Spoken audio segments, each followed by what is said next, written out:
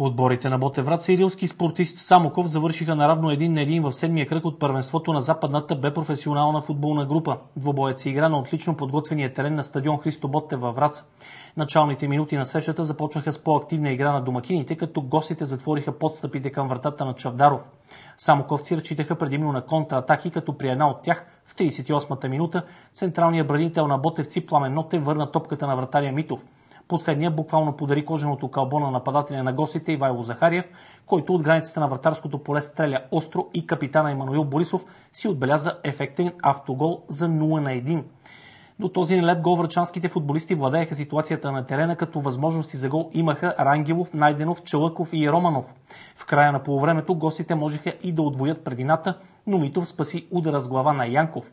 След почивката възпитаниците на Сашо Ангелов упражниха силен натиск и в 46-та минута след триходова атака, започната от Емил Манолов и продължена от Румен Рангелов, последния проби под дясното крило, центрира успоредно на вратата на гостите и Владислав Романов с мощен удар от наказателното поле разстреля вратаря Чавдаров за 1-1. За съжаление, врачани не се умяха да обърнат резултата в матча, като пропуски направиха Валериев, Данчев и Рангелов. Дебют за Ботев направи в последните минути на срещата Иван Златков, който макар и за малкото време, което престоя на терена, сътвори хубави атаки под дясното крило на атаката. Отборът на... Реално гледам на нещата, отбора на рилски спортист така на първо четене просто не се сеща да е създал някакво голо положение. Така. Колкото и вратарска, толкова и на Пламен Нотев, който закъсня малко да му даде топката.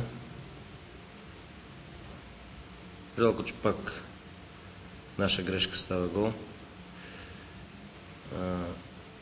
На проблясъка, който видях много малък проблясък, за разлика от предния матч с Гоце Делчев.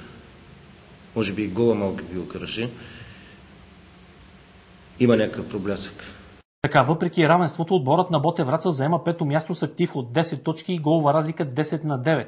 В следващия 8-ми кръг врачанските футболисти гостуват на Коминьор Берковица.